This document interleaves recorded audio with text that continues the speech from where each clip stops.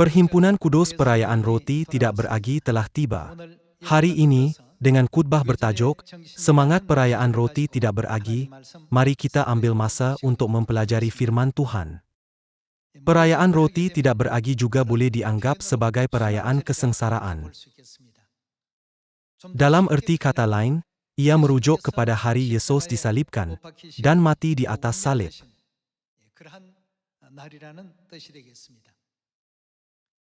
Merenungkan penyaliban dan kehidupan Kristus, hari ini, kita perlu merenungkan dosa-dosa kita, bertaubat, dan memperingati perayaan ini, dengan berazam untuk mengambil bahagian dalam penderitaan Kristus. Melalui Alkitab, mari kita melihat bagaimana perayaan roti tidak beragi melambangkan semangat Kristus, pengabdian, pengorbanan, dan kasih-Nya yang menyerahkan nyawanya untuk menyelamatkan manusia. Semua anak Sion harus menyampaikan kasih ini kepada saudara-saudari di Sion, jiran-jiran, dan semua manusia.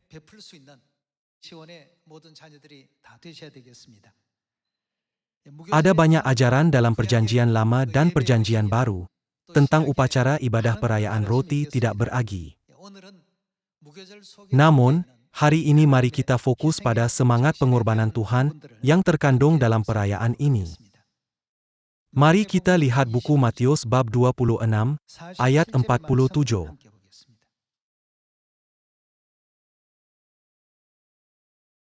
Ini ialah peristiwa yang berlaku pada 2000 tahun dahulu hari ini, pada perayaan roti tidak beragi.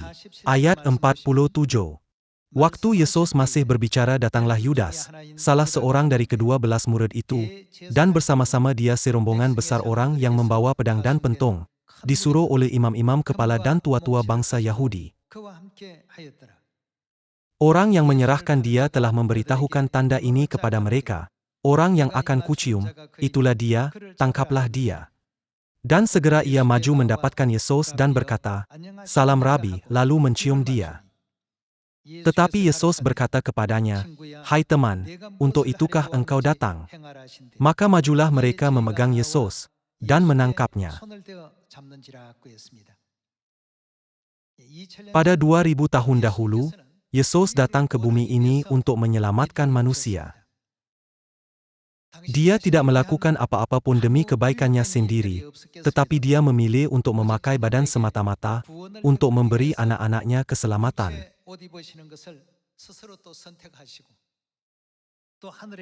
Dia meninggalkan semua kemuliaan surga dan tahtanya, serta datang ke bumi ini untuk menyelamatkan kita pendosa yang berdosa di surga.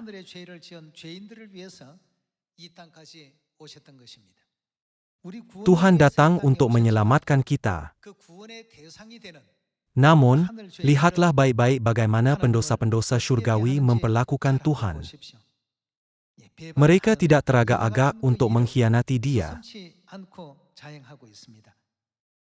Kita dapat melihat babak mereka merancang untuk menangkap Yesus. Pengkhianatan mereka direkodkan dengan jelas dalam buku Matius. Mari kita pergi ke ayat 56. Ayat 56. Akan tetapi semua ini terjadi supaya genap yang ada tertulis dalam kitab nabi-nabi. Lalu semua murid itu meninggalkan dia dan melarikan diri. Antara murid-murid yang mengikut Yesus ke Bukit Zaitun, yaitu Taman Rahmat tempat dia berdoa, ada seorang sudah berkomplot untuk mengkhianati Yesus demi imbalan 30 wang perak. Murid-murid lain yang dulu berjanji akan mengikut dia sampai akhir, juga melakukan perbuatan yang menyedihkan dan menyakitkan, yaitu meninggalkan Yesus dan melarikan diri di depan matanya.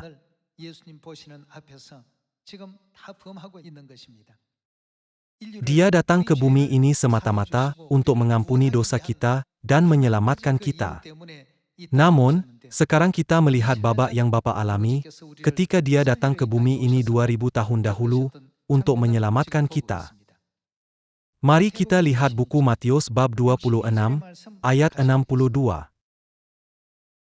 Lalu imam besar itu berdiri dan berkata kepadanya, "Tidakkah engkau memberi jawab atas tuduhan-tuduhan saksi-saksi ini terhadap engkau?"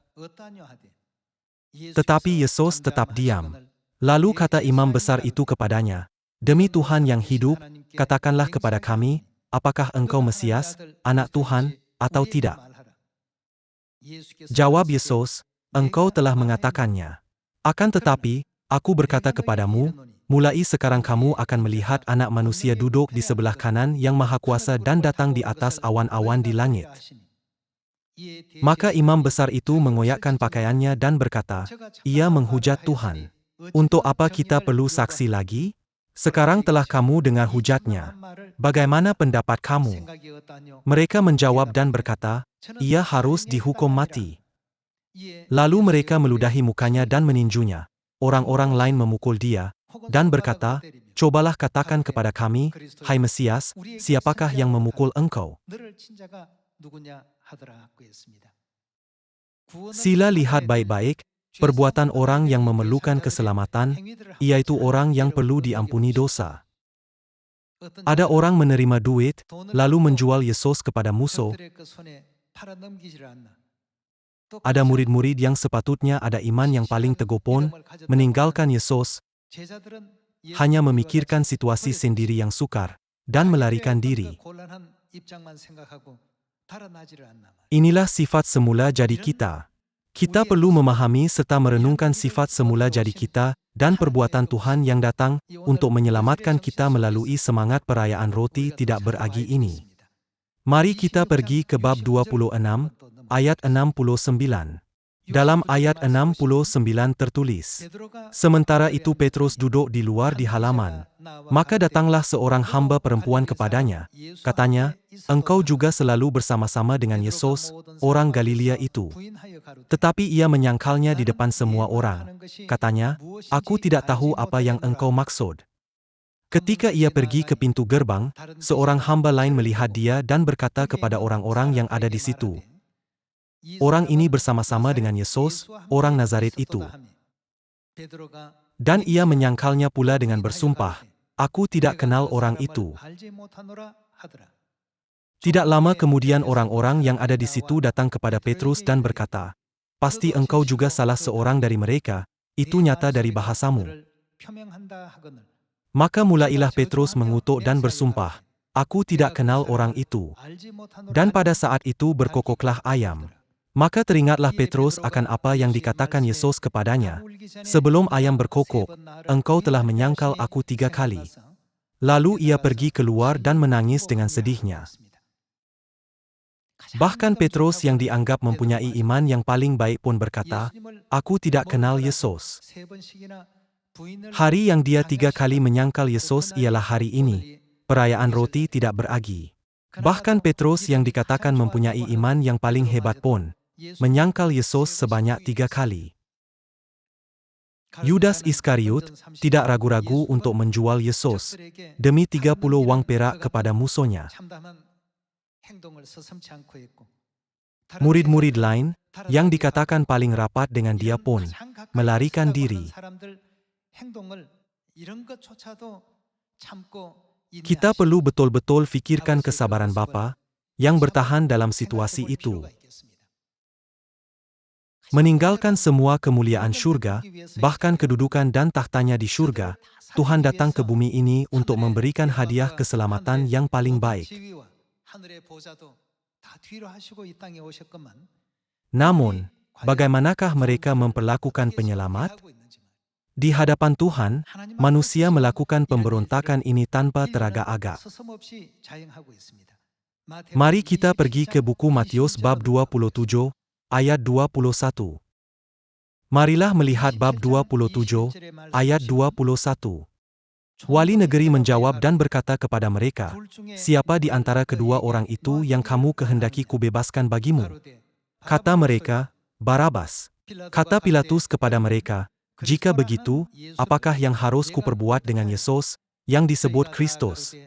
Mereka semua berseru, "Ia harus disalibkan." Katanya, "Tetapi kejahatan apakah yang telah dilakukannya?" Namun mereka makin keras berteriak, "Ia harus disalibkan." Ketika Pilatus melihat bahwa segala usaha akan sia-sia, malah sudah mulai timbul kekacauan, ia mengambil air dan membasuh tangannya di hadapan orang banyak dan berkata, "Aku tidak bersalah terhadap darah orang ini, itu urusan kamu sendiri." Dan seluruh rakyat itu menjawab, "Biarlah darahnya ditanggungkan atas kami dan atas anak-anak kami." Lalu ia membebaskan Barabas bagi mereka, tetapi Yesus disesahnya lalu diserahkannya untuk disalibkan.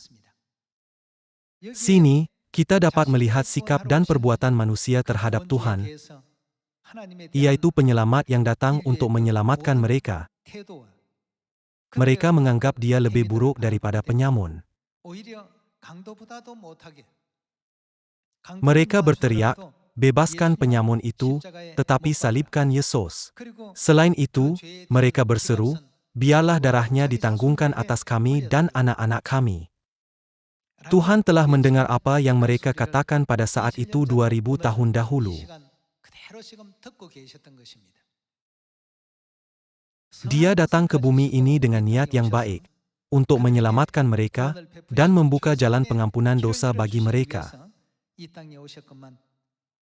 Namun, murid-murid seperti Petrus, yang dikatakan beriman kuat, dan Yudas Iskariot yang juga salah seorang daripada 12 murid, melakukan perbuatan kejam seperti itu di hadapan Tuhan.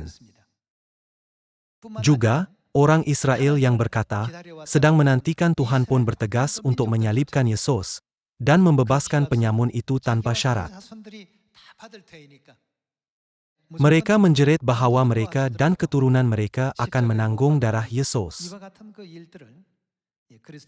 Inilah perlakuan yang Kristus tahan hari ini daripada orang yang Dia datang untuk selamatkan. Namun, dari ayat 27 dan seterusnya, kita dapat melihat bahwa Yesus tidak membenci mereka. Sebaliknya, Dia mengasihani mereka dan memikul semua beban mereka secara senyap. Ayat 27. Kemudian sedadu-sedadu wali negeri membawa Yesus ke gedung pengadilan, lalu memanggil seluruh pasukan berkumpul sekeliling Yesus. Mereka menanggalkan pakaiannya dan mengenakan jubah ungu kepadanya. Mereka menganyam sebuah mahkota duri dan menaruhnya di atas kepalanya, lalu memberikan dia sebatang bulu di tangan kanannya. Kemudian mereka berlutut di hadapannya dan mengolok-olokkan dia. Katanya, "Salam, hai Raja orang Yahudi." Mereka meludahinya dan mengambil bulu itu dan memukulkannya ke kepalanya. Sesudah mengolok-olokkan dia, mereka menanggalkan jubah itu daripadanya dan mengenakan pula pakaiannya kepadanya. Kemudian mereka membawa dia keluar untuk disalibkan. Kita sedang memeriksa babak-babak ini satu persatu. Apakah perasaan Anda sebagai anak, jika bapa fisikal Anda menderita disebabkan dosa yang tidak dia lakukan? Itu benar-benar tidak dapat ditahan. Jika Anda melihat ejekan dan penghinaan ini secara langsung, mungkin ada orang akan bertanya kepada diri sendiri, bagaimanakah perkara seperti ini boleh berlaku?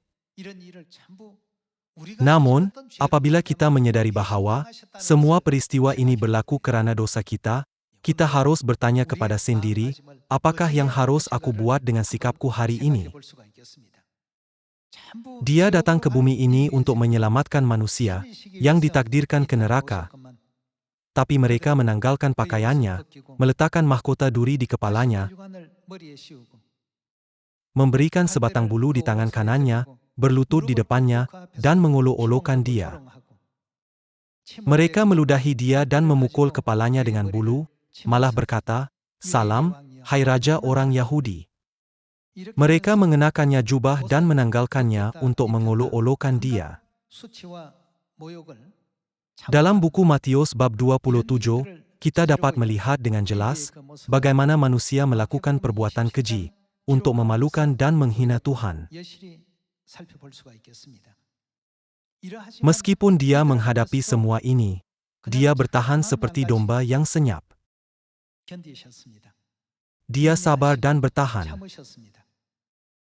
Dia tidak marah ataupun menunjukkan kemarahan terhadap mereka sama sekali. Mari kita teruskan dengan bab 27, ayat 32. Ketika mereka berjalan ke luar kota, mereka berjumpa dengan seorang dari Kirini yang bernama Simon. Orang itu mereka paksa untuk memikul salib Yesus. Kerana salib itu terlalu berat untuk ditanggung oleh Yesus, askar-askar Rom terpaksa mencari seorang dari Kirini untuk memikul salib Yesus.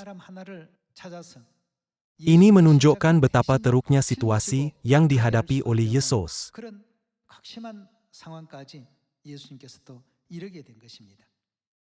Setiap kali saya melihat apa yang telah berlaku pada perayaan roti tidak beragi, ia mengingatkan saya bagaimana Yesus datang ke bumi ini dan disalibkan untuk menyelamatkan kita pendosa. Kita sudah pun tidak dapat menyambut dan melayani Tuhan mulia dengan baik-baik, tetapi manusia melayani Dia dengan lebih buruk daripada pendosa yang paling jahat di bumi.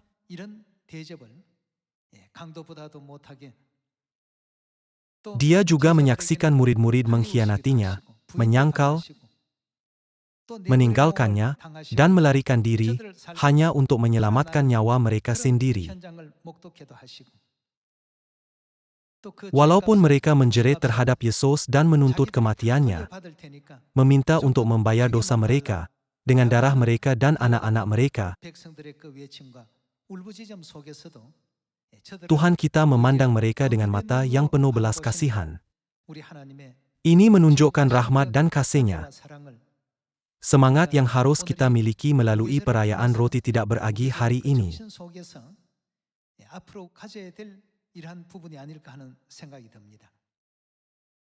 Jadi, ada sesuatu yang diminta oleh Yesus kepada orang yang mempercayai Tuhan. Mari kita lihat buku Matius bab 16. Matius bab 16, ayat 24. Lalu Yesus berkata kepada murid-muridnya, "Setiap orang yang mau mengikut aku, ia harus menyangkal dirinya, memikul salibnya dan mengikut aku." Salib di sini bukanlah salib sebenar, tetapi ia bermaksud penderitaan. Maksudnya, sesiapa yang mahu mengikut aku, harus menanggung penderitaan untuk mengikut aku. Ayat 25. Karena barang siapa mau menyelamatkan nyawanya, ia akan kehilangan nyawanya. Tetapi barang siapa kehilangan nyawanya karena aku, ia akan memperolehnya. Dia menyedarkan kita, sesiapa yang mahu mengikut aku harus menyangkal diri, memikul salibnya dan mengikut aku ke surga yang kekal. Buanglah segala keangkuhanmu, tinggi hati, pikulah salibmu, dan ikutlah aku sepenuhnya dengan satu-satu niat, untuk menyelamatkan manusia. Inilah semangat perayaan roti tidak beragi. Walaupun Dia datang ke bumi ini dengan niat baik untuk menyelamatkan manusia, sikap dan perbuatan manusia terhadap Yesus adalah menyejek, mencemooh, menganiaya, dan semua jenis perbuatan untuk memalukan dan menghina. Mereka menolak niat baik Kristus yang datang untuk menyelamatkan mereka.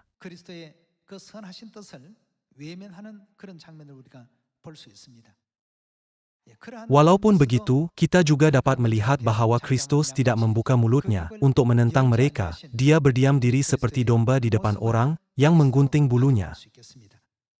Kalau begitu, apakah jalan yang harus kita pelajari daripada kehidupan Kristus pada hari ini? Mari kita buka buku 1 Petrus bab 4. Mari kita lihat buku 1 Petrus bab 4, ayat 13. Sebaliknya, bersukacitalah, sesuai dengan bagian yang kamu dapat dalam penderitaan Kristus, supaya kamu juga boleh bergembira dan bersukacita pada waktu Ia menyatakan kemuliaannya. Berbahagialah kamu, jika kamu dinista karena nama Kristus, sebab roh kemuliaan, yaitu roh Tuhan ada padamu. Janganlah ada di antara kamu yang harus menderita sebagai pembunuh atau pencuri atau penjahat, atau pengacau. Tetapi, jika ia menderita sebagai orang Kristen, maka janganlah ia malu, melainkan hendaklah ia memuliakan Tuhan dalam nama Kristus itu. Kristus telah datang untuk memberikan kebaikan kepada manusia. Namun, mereka yang perlu menerima kebaikan itu memperlakukan Kristus dengan cara yang paling jahat. 그 선하신 뜻을 가지신 그리스도를 또 대했던 사실들을 우리가 바라보게 된다면 우리가 복음을 Kita harus selalu ingat bagaimana Bapa menempuh jalan Injil yang sukar di depan kita. Setiap kali apabila kita menghadapi kesukaran, semasa menyampaikan berita baik kepada manusia dengan niat yang baik. Kita juga harus merenungi pengorbanan Ibu, percaya bahwa kita harus belajar untuk bertahan dan mempunyai kesabaran melalui semua cubaan ini. Mari kita lihat buku 1 Petrus bab 2 ayat 18. Hai kamu, hamba-hamba, tunduklah dengan penuh ketakutan kepada Tuanmu, bukan saja kepada yang baik dan peramah, tetapi juga kepada yang bengis. Sebab adalah kasih karunia, jika seorang karena sadar akan kehendak Tuhan menanggung penderitaan yang tidak harus ia tanggung. Sebab dapatkah disebut pujian, jika kamu menderita pukulan karena kamu berbuat dosa? Tetapi jika kamu berbuat baik dan karena itu kamu harus menderita, maka itu adalah kasih karunia pada Tuhan. Sebab untuk itulah kamu dipanggil, karena Kristus pun telah menderita untuk kamu dan telah meninggalkan teladan bagimu, supaya kamu mengikuti jejaknya. Ia tidak berbuat dosa, dan tipu tidak ada dalam mulutnya. Ketika ia dicaci maki, ia tidak membalas dengan mencaci maki. Ketika ia menderita, ia tidak mengancam, tetapi ia menyerahkannya kepada Dia yang menghakimi dengan adil. Ia sendiri telah memikul dosa kita di dalam tubuhnya di kayu salib, supaya kita, yang telah mati terhadap dosa, hidup untuk kebenaran. Oleh bilo-bilonya kamu telah sembuh. Sebab dahulu kamu sesat seperti domba, tetapi sekarang kamu telah kembali kepada gembala dan pemelihara jiwamu.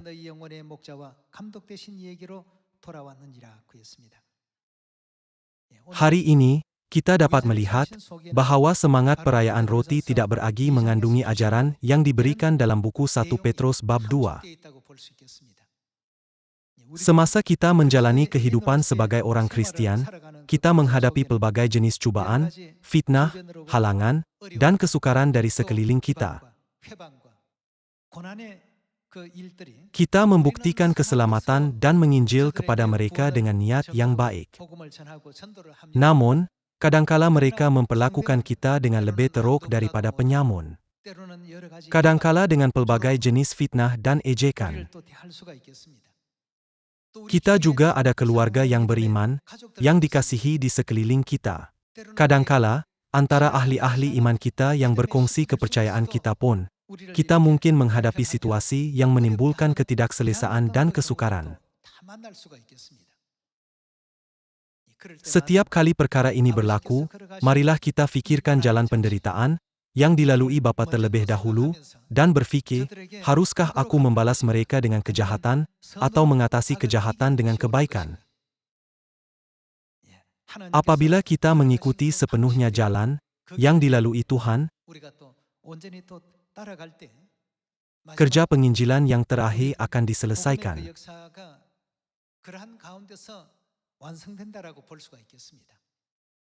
Apabila kita menghadapi perbuatan yang jahat dan tidak benar, ada pelbagai cara untuk menanganinya. Haruskah aku membalas semuanya dengan kasih, atau mengembalikan mereka dengan kesakitan dan penderitaan? Ada banyak jalan, tetapi ada jalan yang selalu Tuhan tunjukkan kepada kita. Kalahkanlah kejahatan dengan kebaikan. Dia mengajar kita untuk mengatasi semua kejahatan dengan lebih banyak kebaikan yang lebih tinggi. Fikirkanlah kehidupan Kristus yang datang ke bumi ini disebabkan dosa kita untuk menyelamatkan kita. Tiada sebab Dia harus disalibkan. Tiada sebab untuk Dia ditikam dengan tombak di atas salib atau disesah. Namun, dalam buku Yesaya ada tertulis, semuanya itu disebabkan oleh pemberontakan dan dosamu. 우리 죄 때문에 이 같은 Dosa kitalah yang menyebabkan dia mendertai kesakitan ini. 장본인들이 우리들입니다. 그렇다면 Kalau begitu, 우리도 dalam kehidupan harian, 생활 속에서 kita harus dapat mengikut 이런 jalan 그리스도의 penderitaan 고난의 Kristus 사실을 dan 따라갈 bertahan 줄 sampai akhir. 그런 것을 인내할 줄 알고 또 견뎌낼 줄 알고 Kita 아버지께서 perlu 이만큼 berfikir, Bapa menahan sebanyak ini. Ibu 어머니께서도 juga mengalami penderitaan sebanyak ini. 라고 Dengan 하는 semangat yang 이와 indah 같은 ini, 아름다운 어떤 정신을 가지고 kita 악을 harus mengatasi 악으로 갚을 것이 kejahatan dengan 아니라 kebaikan 선으로 dan 갚고 bukannya membalas 악을 kejahatan dengan 이겨내는 kejahatan. 복음이 Dengan 되고 demikian, saya 복음을 percaya 선포하는 bahwa 오늘이라도 Tuhan akan 하나님께서 menyelesaikan kerja 다 penginjilan 이루어주실 pada 줄 hari 믿습니다. ini pun. 우리 Dalam 삶 kehidupan 속에는 kita, 우리가 ada 원치 banyak 않은 situasi yang 이런 tidak 불편한 menyenangkan, 상황들이 yang 참 tidak 많이 kita mahu. 시달립니다. 그런 불편한 Apabila 상황들이 kita menghadapi 우리에게 situasi 주어졌을 때 yang tidak selesa 그때 seperti itu, marilah kita 하나님 그 fikirkan 십자가를 salib Tuhan. 생각해 봅시다. 오늘의 Mari 이와 kita 같은 menyadari sekali 십자가에 lagi 달리신 dan merenungkan 우리들의 semangat 그 perayaan 정신을 roti tidak 다시 beragi 한번 yaitu hari dia 깨우치고 또 disalib 생각해서 dan mengambil bahagian 그리스도의 dalam 고난에 penderitaan Kristus. 동참하는 우리가 되어야 되겠고 그리스도의 고난의 Saya 사실을 berharap Anda 살아갈 akan 수 menjadi 있는 anak-anak Sion 그런 우리 yang 시간이 mengikut 되는 jejak penderitaan 하나님 주시기를 Kristus. 부탁을 드리겠습니다. 예, 저도 Apabila 그렇고 kita 우리 menghadapi situasi yang tidak 불편한 selesa, 상황이 kita 왔을 때 harus bertindak 대처를 balas dengan 잘해야 baik. 되겠습니다. 생활 Apabila 속에서 sesuatu yang 불편한 tidak 어떤 selesa 일이 berlaku 생겼을 dalam 때 kehidupan, 무교절의 kita harus 시간을 mengingati 다시 semangat 한번 perayaan roti tidak 기억하시고 beragi 또 dan 되뇌어서 berfikir, haruskah aku 악을 membalas 악으로 kejahatan dengan 대할 것인가? kejahatan 아니면 atau mengatasi 오히려 kejahatan dengan 선을 가지고 kebaikan? 악을 이길 것인가? 하나님 Berharap 기회를 bahwa 많이 들이시는 kita 가운데 semua akan dapat 그 mengikut 자취를 jejak Tuhan dengan 온전히 banyak 따라서 berdoa, agar kita 잘했다 dapat mendengar 칭찬받는 Tuhan 오늘 berkata 젊은 kepada 교회 kita, 다 되시기를 "Bagus 다시 sekali, 한번 saya 부탁드리면서 tamatkan khutbah 5장 hari 말씀 ini. 마치도록 하겠습니다. Sekian, 감사합니다. terima kasih."